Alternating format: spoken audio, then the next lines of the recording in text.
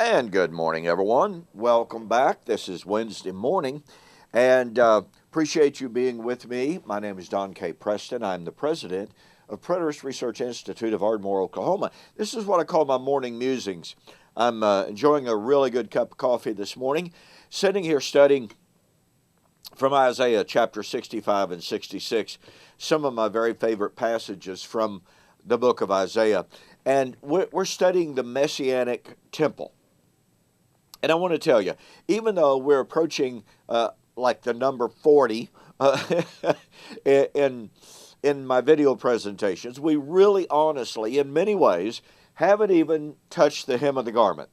There is so much material in the Bible about the Messianic Temple, pardon me, that is so critical to understanding both the time and the nature of the promised Messianic Temple. Now, in Isaiah 65 and 66, we find something absolutely remarkable. I could only do this very, very briefly, okay? I encourage you to get my book, The Elements Shall Melt with Fervent Heat, or my book, Like Father, Like Son on Clouds of Glory, or several other of my books in which I discuss Isaiah 65 and 66 extensively. But here are just a few thoughts, okay? Number one, Isaiah chapter 65, God laments the fact that he stretched out his hands all day long to Israel. They would not respond, therefore he turned to the nations. Isaiah 65, 1 and following. Now, here's what's so critical about this. Paul quotes those verses.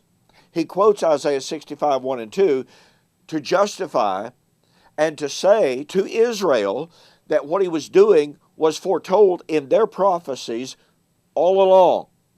Therefore, it was nothing new. It was nothing unexpected.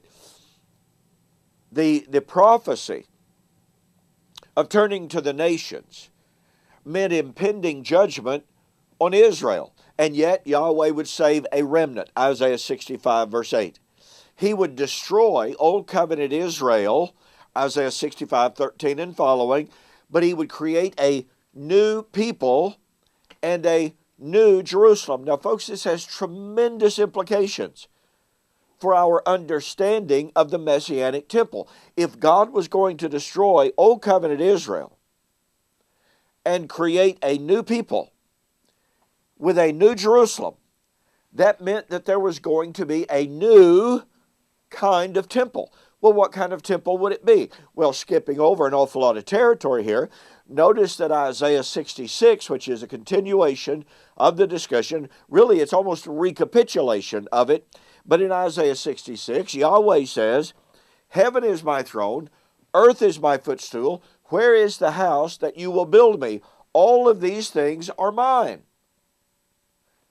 Here, Yahweh rejects any geocentric, localized focus on the Jerusalem temple. It wasn't big enough, so to speak, to hold his presence. And this is what's so critical, is this is in the context of the final work of Messiah. What's critical to understand is that Stephen, standing in the Herodian temple, the glorious, magnificent first century temple, Stephen stands up, Acts chapter 7, verse 49, quotes verbatim from Isaiah 66, which tells them that no matter how magnificent, no matter how glorious, no matter how beautiful that temple in which he was then standing might be, it was not God's messianic kingdom goal. I mean, after all, if you're standing in the very expression of physical beauty, if you're standing there in the midst of what took 40 years and longer to build, and yet you say this temple is not sufficient for God's presence, You have thereby negated the centrality of that temple. And he cites Isaiah 66, which pointed them to a new people, a new Jerusalem, a new creation. Isaiah, Acts chapter 7, negated the importance of a physical edifice in Jerusalem. You think maybe that's important for our understanding of the Messianic Temple? Oh, I think so. Hey, don't forget. Hey, I want to add something here. I've produced this. I've mentioned it earlier. Romancing the Stone. In this series, or in this presentation, I examine every single one of the Old Testament prophecies concerning the Messianic foundation stone, the rejected cornerstone, the rejected foundation stone, and I demonstrate how the New Testament writers, from Jesus to Paul to Peter to John, all say it was fulfilled in Christ and his body. This is fantastic.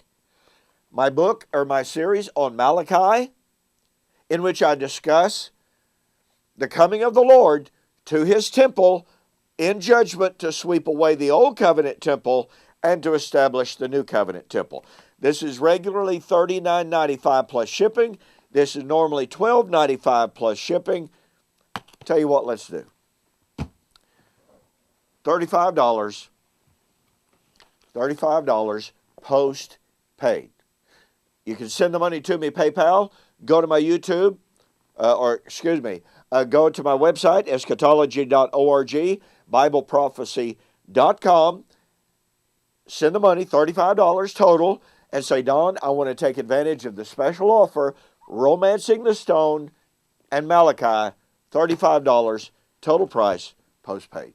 You will love this material. Hey, thanks again for joining me on this morning's Morning Musings. We've got more, so we'll see you on the flip side.